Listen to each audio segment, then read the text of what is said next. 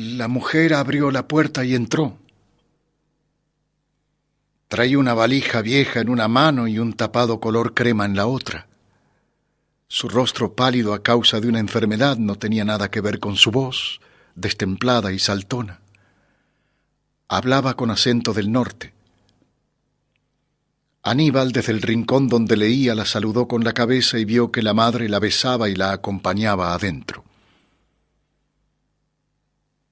Aníbal dejó el diario sobre el diván, se pasó las manos por la cabeza alisándose el pelo, entró al baño y empezó a afeitarse. Oyó que las mujeres hablaban en la cocina, ambas voces en un mismo clima debido al gasificador, que hacía un ruido uniforme. Hablaban en la cocina, pero era como si lo hicieran en la puerta de calle, en el jardín o en el techo. La madre decía: «Te prepararé un cuarto enseguida y mañana a primera hora iremos al hospital a ver si conseguimos una cama». Y mientras oía: «Sí, a los chicos los dejé con Lucía, así que allá es imposible, con lo que tienen que aguantar hasta que yo vuelva. Creo que aquí te curarás, hay buenos médicos». Veía claramente el hospital con su puerta amplia, las filas de gente esperando turno y a su madre en el 9º o 10º lugar vestida de verde. Volvió a oír las voces. El gasificador se había parado. Ahora ambas voces conservaban a perfecta distancia, cada una en su límite. Sí, Aníbal dejó sus estudios, ahora trabaja, el pobre hace lo que puede. Hablaban de él o de un sujeto que se parecía a él. Se miró la cara, sacó la lengua, después contempló la recta línea de sus pantalones, el borde de los zapatos salpicados con espuma de jabón. La otra decía: qué bien, qué bien».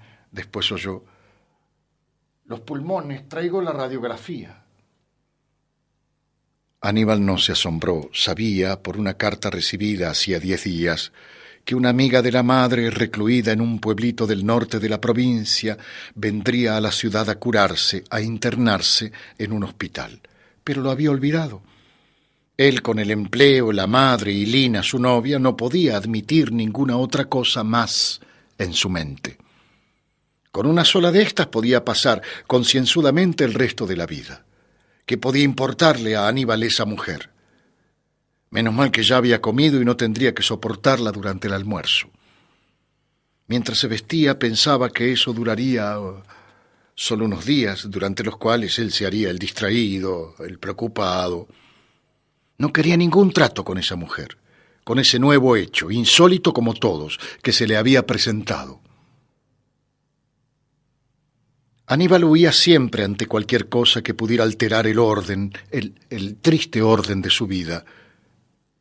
Se consideraba a sí mismo como un sujeto frágil que siempre cedía, en detrimento propio, ante cualquier movimiento del mundo y de los hombres.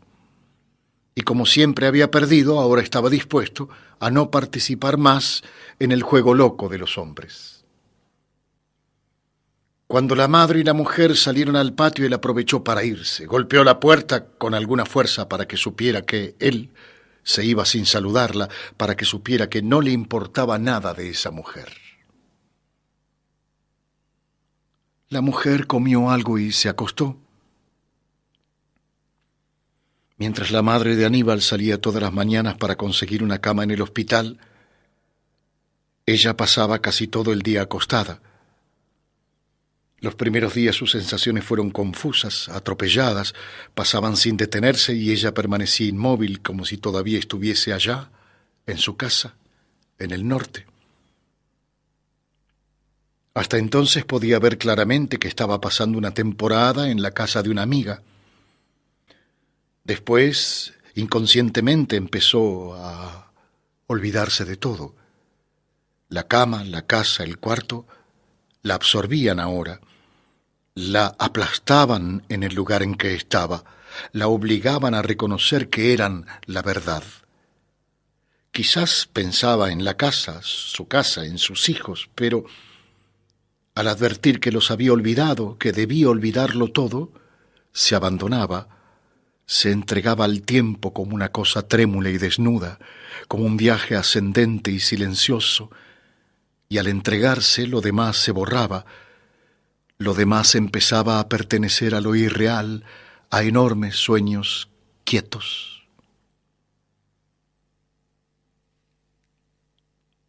Hacia el invierno ya no se levantaba del lecho. Percibía el mundo circundante a través de sus ruidos. Oía los pasos de Aníbal desde el cuarto al baño, desde el baño al cuarto, al comedor, a la cocina, y creía ver sus enormes zapatos negros y brillantes, las líneas negras de sus pantalones, y como si ver significara palpar, le producía un gran desasosiego no poder percibir mediante sensaciones táctiles. Las manos limpias y extremadamente sensibles, descascaradas a causa de la fiebre, eran antenas poderosas que nada podían percibir en un bosque lleno de rumores. Qué hermoso sería acariciarlo, pasarle suavemente las manos por el pelo. Así pasaron varios meses sin que el muchacho entrara a su cuarto o le dijera la palabra para nada, o le dirigiera la palabra para nada. Oía sus pasos a diversas horas del día, nada más que sus pasos. Estos se convirtieron para ella en el signo de la vida, en la verdad de su aislamiento, en la certeza de pertenecer a la vida sin poder penetrar en ella. Durante sus largos días de lecho realizaba pequeñas tareas como pegar botones o zurcir medias. Eran ropas de Aníbal, que ella contemplaba con enormes ojos, como tratando de captar en ellas lo que el muchacho pensaba o sentía. Poco a poco, por conversaciones con la madre y consultando cartas, retratos y papeles, se enteró de casi toda la vida de Aníbal. Puede decirse que llegó a conocerlo como si fuese su hijo o su esposo.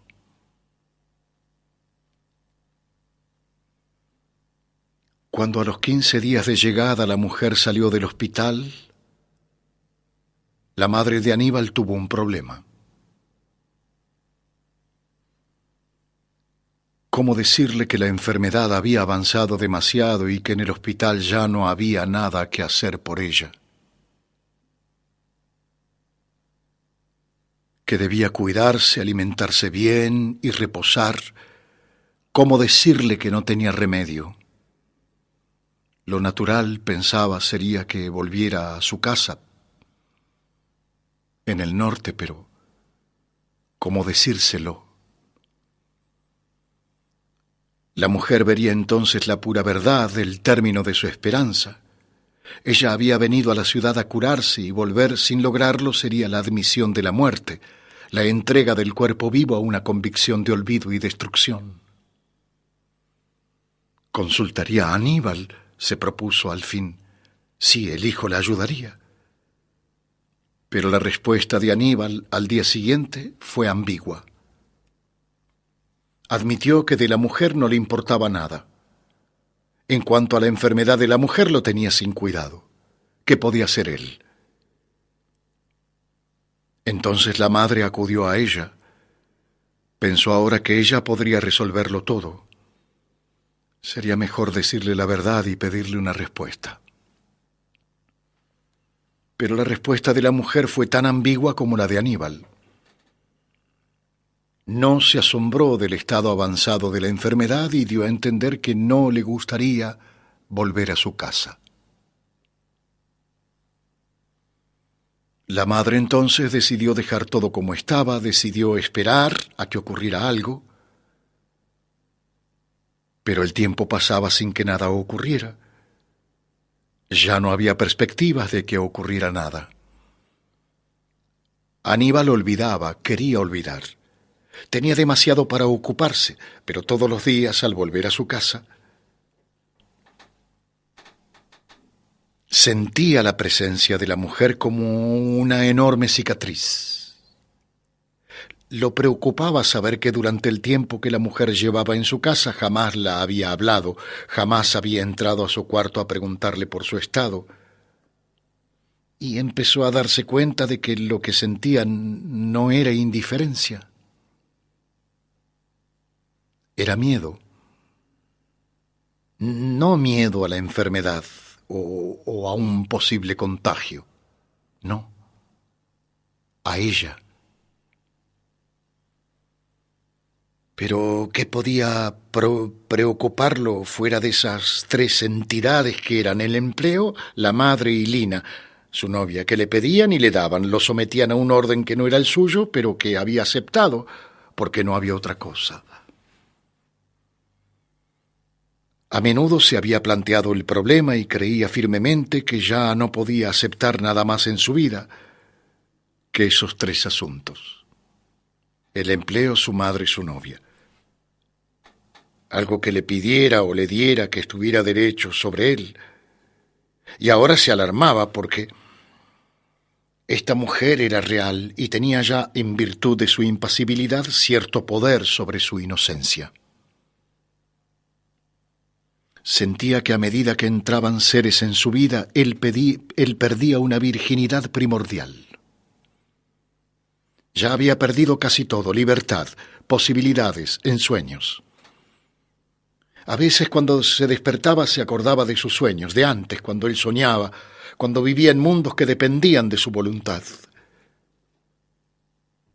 Qué duro le pareció después el momento de entrar en la realidad, de pensar seriamente, de guiarse por fórmulas únicamente lógicas. Aunque después de este choque siguió soñando un tiempo, como si el sueño que vivía en él no pudiera arrancarse de un solo golpe y aún le hiciera ver las últimas calles, como una ciudad que se aleja. Estos sueños carecían de encantamiento. En ellos aparecían ya sus cálculos. Y esta mujer se presentaba ahora como una usurpación, como una traición. Sabía que al volver a la casa la encontraría allí, tirada en la cama, obligándole a entrar con miedo en su propia casa. Y aunque salvaba este miedo no viéndola, aparentando absoluta indiferencia, allí estaba ella misma para recordárselo. Lo peor para él era no poder hacer participar a nadie de esta inquietud. Todos se reirían de él, incluso la novia, que era una mujer llena de enorme poder y de audacia, y su madre, que vería en esto una estupidez y nada más. Además, como él fingía todo y no delataba ningún temor, puesto que era un hombre que pertenecía a la vida, no podía desmentir esta trabajosa apariencia y revelar un flanco lleno de temor, de inocencia, de pureza. Los seres que lo rodeaban se lanzarían delicadamente, con destreza de fiera, sobre ese trozo de carne caliente y desnuda, se disputarían ese saldo incontrolado de su ser y lo dejarían despojado para siempre, solo ante la vida. Y sin duda esta mujer ya lo sabía y quería esa parte para ella sola, y había venido expresamente para eso, fingiendo una enfermedad, esperando pacientemente el momento de su debilidad para echarse sobre él. No, esa mujer no era una extraña, participaba de la misma fuerza que su madre, su novia y su empleo. Tenía todo el poder necesario para dominarlo, para arrancarle esa pequeña zona inviolada que aún mantenía en lo más oscuro de su vida. Retrocediendo en sus recuerdos, mirando por encima de sí mismo como entre dos espejos que multiplican la imagen y uno busca la última sin poder encontrarla, él llegaba a diferentes estados, a diferentes comienzos donde se veía limpio, virginal, libre de esos seres que ya se habían lanzado sobre su vida antes de que él existiera realmente, pero que entonces no advertía, no apreciaba. Solo los miraba como miraban los objetos que lo rodeaban, como se mira una mesa, un pájaro, una caja. Y poco a poco, a medida que avanzaba en las imágenes de sí, habían aparecido Lina, la madre, el empleo.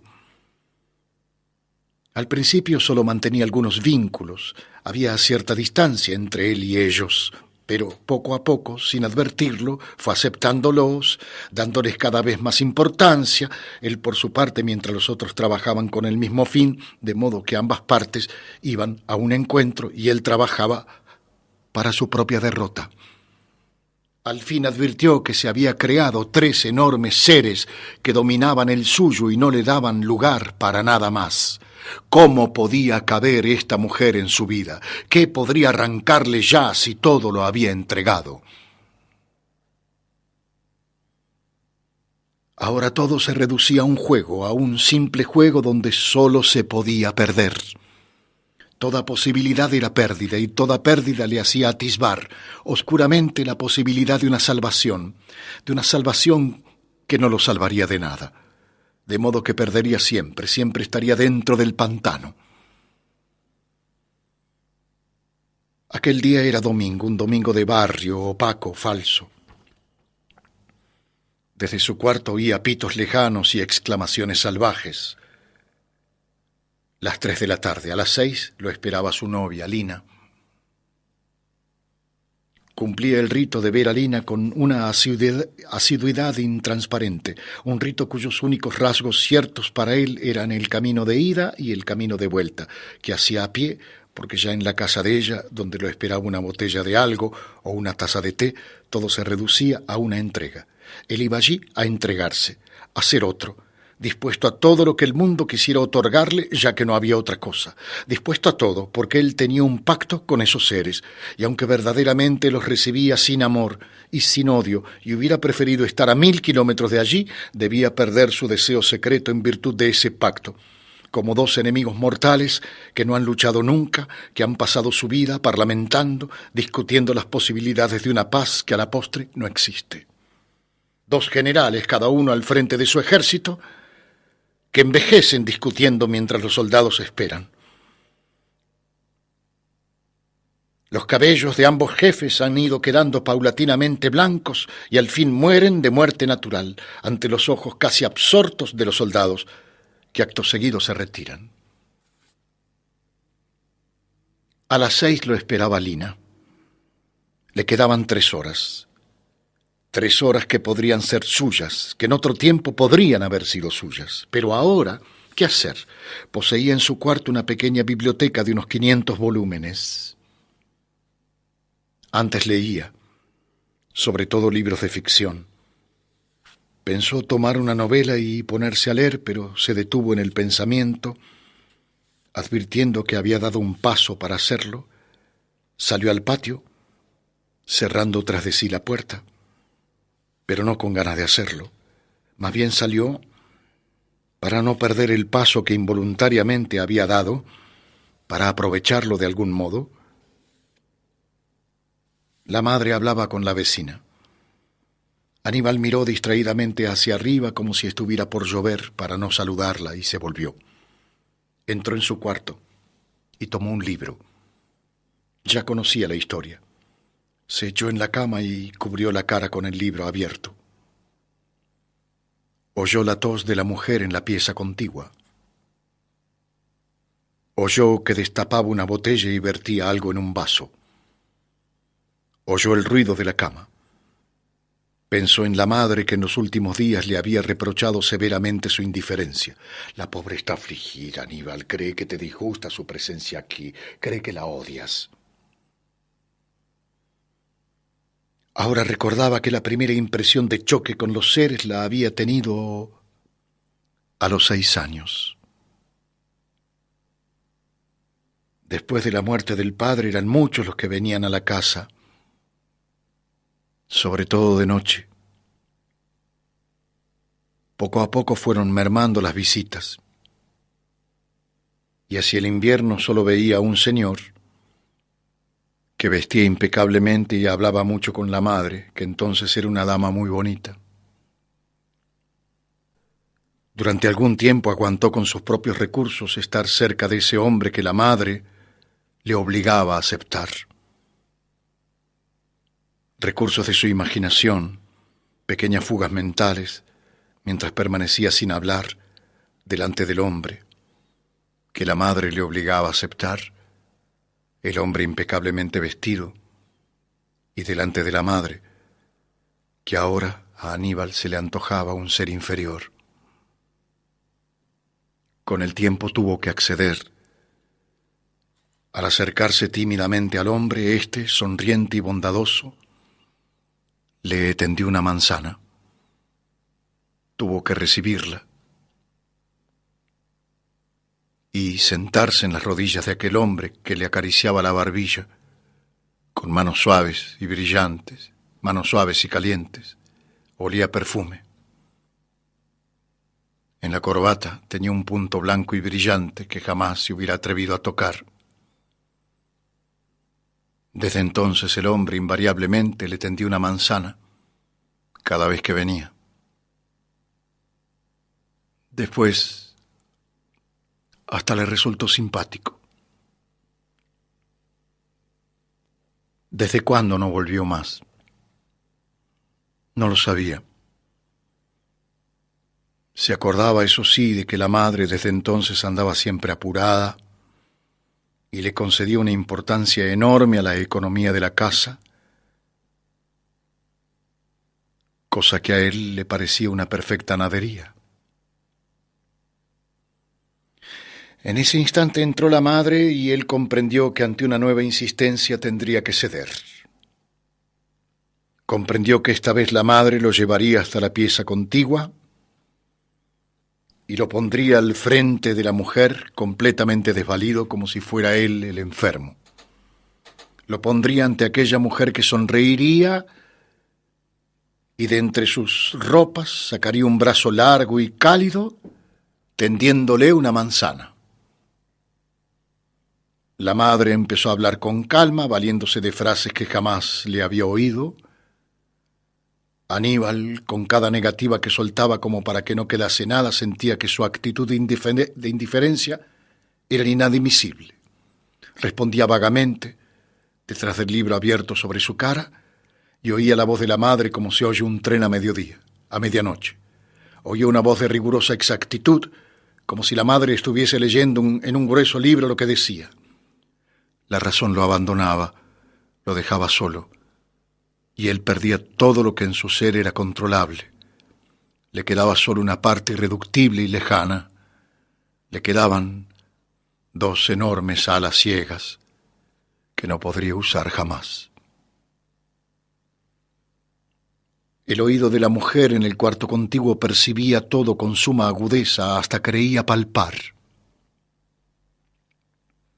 La mujer tomó un espejo y se miró. Se mojó el dedo índice en la lengua y se lo pasó por las cejas resecas. Inventó algunas frases, estiró las colchas y fingió dormir. La madre y Aníbal entraron. Él tenía puesto un dedo entre las hojas de un libro como advirtiendo que su visita sería breve y que seguiría leyendo inmediatamente. La mujer se irguió un poco, sonrió estúpidamente, o a él le pareció. Dijo algo que Aníbal no oyó, y no oyó tampoco lo que él respondía, porque todo su ser, mientras pronunciaba esas palabras incomprensibles, se entregaba con un suave calor animal a una certeza incontrastable. La madre, al parecer complacida, cerró la puerta y los dejó solos.